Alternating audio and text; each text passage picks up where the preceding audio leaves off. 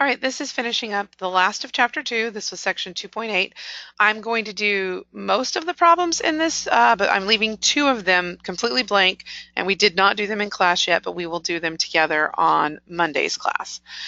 So related rates are when we take derivatives with respect to time, and then we have some information usually that we know about the problem, how things are changing, and then we plug them in and we find the missing piece. So they're essentially application problems. So the variables x and y are differentiable functions of t. So that means we can take a derivative with respect to t. And they're related by the equation y equals 2x to the third minus 3x. Excuse me. When x is 2, dy dt is 4. We want to find dx dt when the x is 2.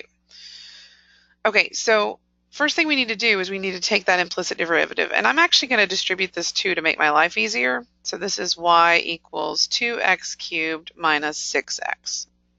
So if we take d dt of y and then d dt of the other side, notice none of my variables match the original variable that I'm taking respect to, the t. And I know I'm taking respect to t because of this statement right here. Then I'm going to get a lot of dx dt's and dy dt's. So if I take the derivative of y, that would just be 1, but I need to chain on the dy dt. If I take the derivative of 2x cubed, that would be 6x to the second, but because the variable doesn't match, I just have to tack on that dx dt. And then this derivative would be negative 6, but since it's the wrong variable again, we tack on another dx dt. So we're trying to solve for dx dt. So I'm going to go ahead and move everything else over. This is just going to be something I want to factor out. It's x squared minus 6. And then if I wanted to, I could solve it, or I could just plug in right now. You can just plug in right now if you want. So dy dt is 4. We don't know dx dt. We know that x is 2, so this is 6 times 2 squared minus 6. So we just need to work this out. So 6 times 2 squared is 4, so that's going to be 24 minus 6. And 24 minus 6 is going to be 18. To get dx dt by itself, we divide by 18. And that would reduce down to 2/9. Now you think, okay, well, how does that help us? Well, usually in the word problems we do, related rates are telling us how a variable is changing, and the variable is going to be measured in like feet or inches or centimeters or something like that. So this would be telling us how this is changing over time. So it is a really useful thing we can do. Let's also do number 3. So we're doing this equation right here with respect to t. So d dt of x squared plus y squared equals d dt of 25. That's going to be 2x times dx dt plus 2y times dy dt equals 0. We know the following things. X is 4. dx dt we don't know from the definitions up here. Y is 3. dy dt is negative 2. So this is 8 dx dt. That would be minus 12 equals 0. Add the 12 over. Divide by 8. And reduce the fraction. So that's going to be 3/2. And there we go. Okay, we did a couple of the word problems in class. We did one about a pebble and how that made the circle, concentric circles that from the ripples that would just move out and get bigger over time. And we also did one where a ladder was kind of creating a Pythagorean theorem. So we're going to look at number 5, which is another one that has to do with shapes. It's going to be a volume of a cube. So you have to remember what a cube is.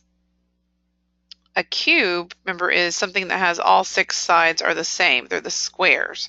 So they have all 3 sides are the same. So the volume of a cube is s cubed. So v equals s cubed, where s equals the side length. Now, if this was a rectangular prism, that would not be true because you don't know that all three sides are the same. But a cube is that by definition. So all edges of a cube are expanding at a rate of 6 centimeters per second. How fast is the volume of the cube changing when each edge is 2 centimeters? So we need the formula V equals S cubed. That's to do with the volume. We were given, now anytime you have something that has measurement per time, that means you've been given a rate, something that's like a d something dt. And since this is the side length, this is going to be ds dt. And we know that that is 6. They also told us the length of the side. The side started at 2 centimeters. And the only thing that would be missing then would we want to find how fast is the volume of the cube changing. So change in volume over change in time. So that's what we're looking for.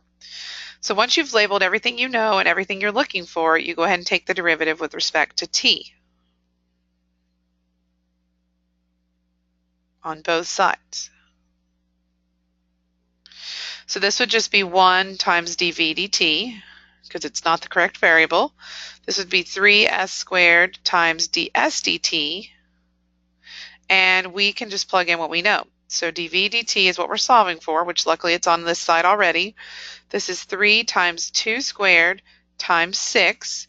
So that's going to be 4 times 3 is 12. 12 times 6 is 72. And that is going to be volume. So volume is always something cubed. So centimeters cubed per second. Now, if you could imagine that, imagine a little box that is made up of, little tiny cubes, and imagine that you had enough to add up to 72 centimeters cubed. And that would be how much it's increasing its volume per second. So kind of interesting. All right, so there's 2 more I'm going to do. We're going to do the boat one, which is very similar to the ladder problem. This one is about a boat being pulled towards the dock. So a boat is being pulled by a winch on a dock, and the winch is 12 feet above the deck of the boat. So this winch is a fixed point in time, so or fixed height. It's not going to be changing. The winch pulls the rope at a rate of 4 feet per second. So notice this right here is going to be what we're talking about. So if we labeled our triangle as A, B, and C, this would be dc dt. Okay, this speed right here. By the way, dA dt would be 0 because you cannot change the height of that. And then the rope is 13. So let's see what else we know. So it's pulling at a rate of 4 feet per second. Find the speed of the boat. So we're trying to figure out how fast is the boat traveling. So we're actually looking for dB dt when 13 feet of rope is out. So that's the 13. So to be able to do this, we're also going to have to find out this side length right here. So we're going to use Pythagorean theorem, a squared plus b squared equals c squared. And that would be 12 squared plus b squared equals 13 squared. That's 144 plus b squared equals 169. B squared equals then 25 when we subtract over, so b equals 5. Now that is not the speed of the boat, that's just the distance right now at this current point in time. Okay, so I know the following things. I know the length of all 3 sides of the triangle, and I know all of the rates except dB dt, which stands for the change in the boat speed over time. So we're going to use our formula, and we're going to take respect to t of both sides. And we're still using our Pythagorean identity because that is the formula that uses all of our information. And you could call these things x, y, and z. We did that in class, but you can also call them a, b, and c. So this would be 2a times dA dt plus 2b times dB dt equals 2c times dc dt. Okay, so let's plug in what we know. A is 12, so 2 times 12. dA dt is 0 because that winch, that height of that pier thing, the winch is not changing its height, so there's no change in the length of that. And then plus 2 times b is 5. We don't know dB dt. 2 times 13 times the 4 feet per second. So this is going to be 0. That'll be 10 dB dt equals 26 times 4, so that's 104. If we divide that, I'm going to go ahead and give this one as a decimal since it's a word problem. This would be 10.4 feet per second. Now, we don't have the sign correct here though. When you do these problems, you typically just get an answer that's positive because that's how we normally set it up. But if something is losing its length instead of increasing it, or if its speed is bringing it to make a smaller length, we need to report that as a negative.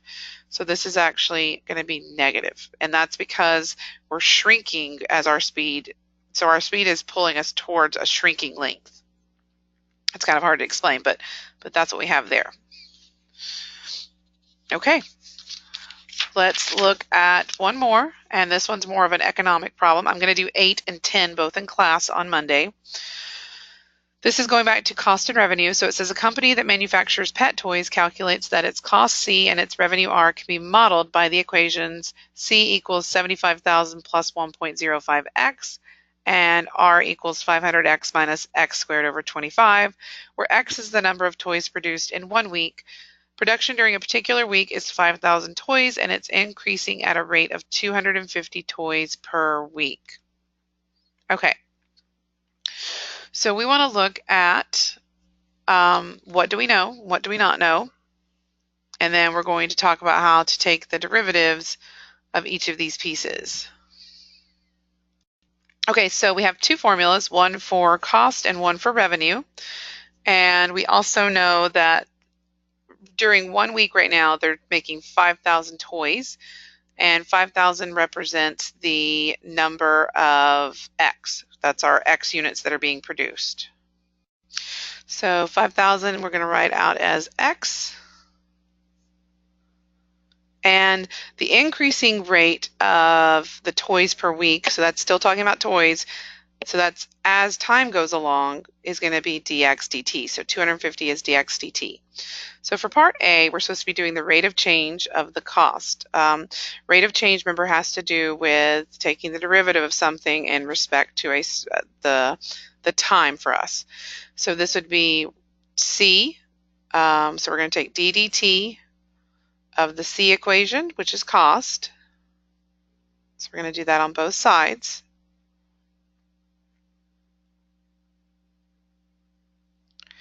So this would be dc dt, because the derivative of c is just 1, but we have to tack on that dc dt.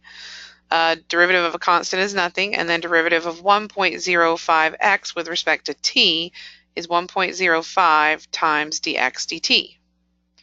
So for this one, to find the change of rate in the cost, which is what this represents, this is what we're trying to solve for, we just have to do 1.05 times dx dt, which is 250, and because this is increasing, I do know that this is represented by a positive.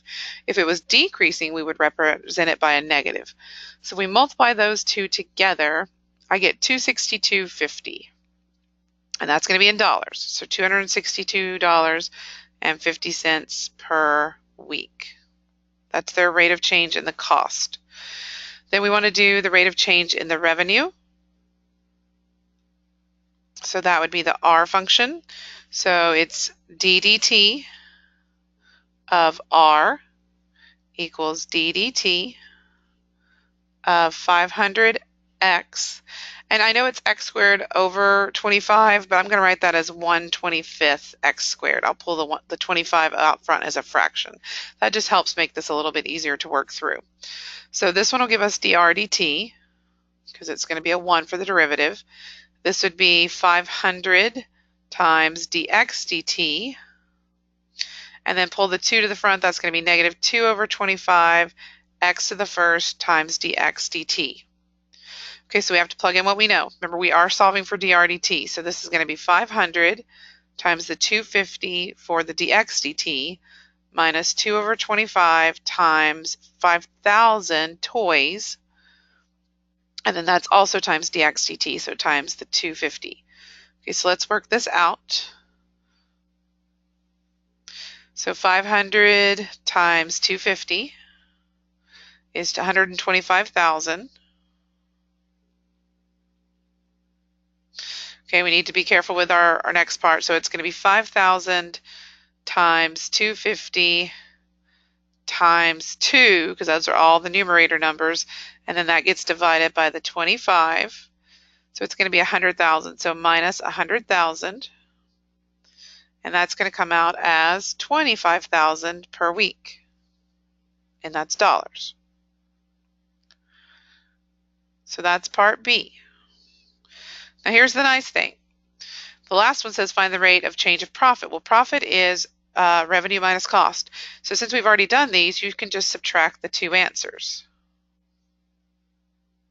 So that would be 24,737.50 per week. So that's the change in profit. And that is it for this video. Like I said, I will do 8 and 10 in class together on Monday before we start reviewing for the exam.